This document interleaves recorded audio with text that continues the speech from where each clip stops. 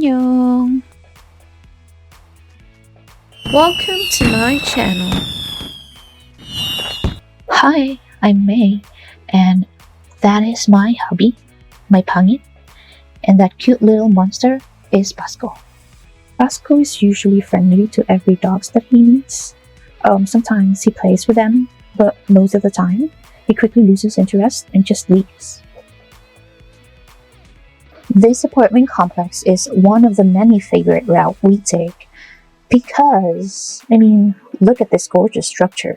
It just gives off this inner peace feeling.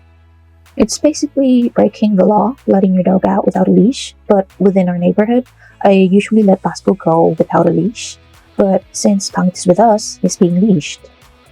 So anyway, it's 10 in the morning and we hadn't had our breakfast yet, so we went and get one.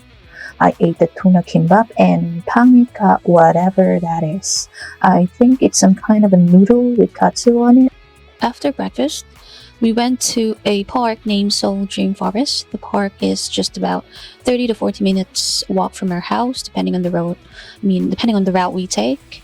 Sometimes I like to take the long route, just to think or just to listen to my audiobooks.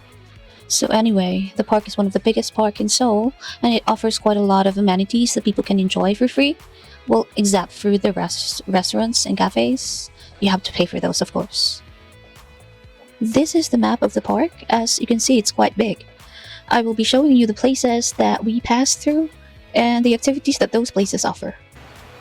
The first place is the Seven Waterfall Pond, and I don't know why it's called waterfall. To me, it looks more like of a fountain rather than a waterfall, and in this shot, you clearly cannot see any fountain or waterfall, or even a pond at that. Maybe it's because of the overgrown grasses or because of the ongoing construction for a subway. I just don't know, but there isn't much to look at, especially the pond. But the signage, though, it could be a good spot for taking pictures. The next place is Moon Reflecting Pond. It's the place I usually stay in the longest. It's one of my favorite places. They have this caved-in benches that is made of metal and is super comfortable to sit with, which makes it a perfect place to meditate, in my opinion, and just be with my thoughts. The pond also has scattered benches and swings around it, which lets you enjoy a peaceful view of the pond and its surroundings. The next place in our map is the Stone Bridge. In my opinion, it is part of the Moon Reflecting Pond as well as the next place in this map.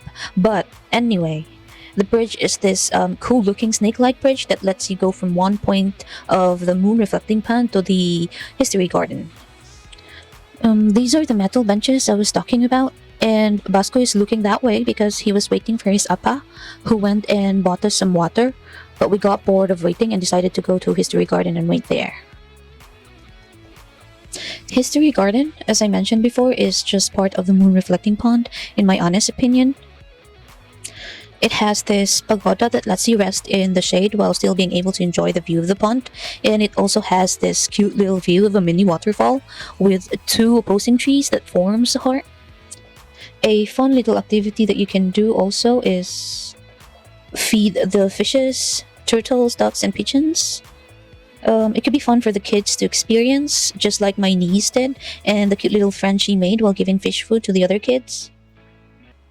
I don't mean that she's feeding the other kids with fish food. What I mean is that she's giving fish food for the other kids to throw and feed the fishes for them to experience the same thing as she is experiencing. Pangit decided to stay in History Garden with Basco, so I went alone to the next destination, which is Icon Gallery. As of this moment, it is closed to the public due to some reconstructions, but this is how it looks inside back when I first came here in Korea. It's basically a gallery with paintings in it. Not my cup of tea, but some of you might find it fun. Another activity you can do with your family is to enjoy their mini stream pool where children and adults alike can soak in the cold water to beat the summer heat.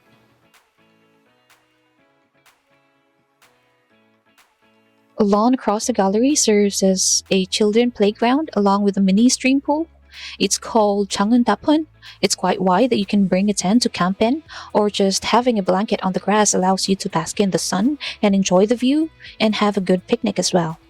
Children usually bring their nets to catch butterflies and bugs, and also most of them bring kites during the windy times. It's just a place where children can run around and enjoy themselves. The next two places are bunched in together because the first one is the Bumble Forest, which is just a pathway that leads you to the second place, which is the Princess Ancestral Shrine. I don't have any shots or any images that I can show inside the shrine, but maybe on my next video I can have one. As we exited the park, Pangit saw a dog cafe and we decided to check it out. We liked it and so we stayed and ordered. We ordered 2 cafe Americanos and 1 cappuccino for Basco. It is not the first time for Basco to be in a dog cafe, but it is his first time having a cappuccino. Most of the dog cafe that we went to only offers food and drinks for the fur parents and not for their fur babies. And as you can see, my papa needs me to be with him to hold his cup for him to enjoy his cappuccino. Well, I must say he only kind of liked the cappuccino because he only liked the froth and not the drink itself. Anyhow, to summarize our Sunday walk, we walked for 3 hours and we were pretty exhausted at the end of it, so we decided to stay and rest in a dog cafe. Usually, this kind of walks only takes 2 hours, but it took long because of me taking a lot of pictures and videos. That is it for this video. Bye for now and see you on the next one. Thank you for watching. Please like, subscribe, and click the notification bell. And please don't forget to share this video. See you next time.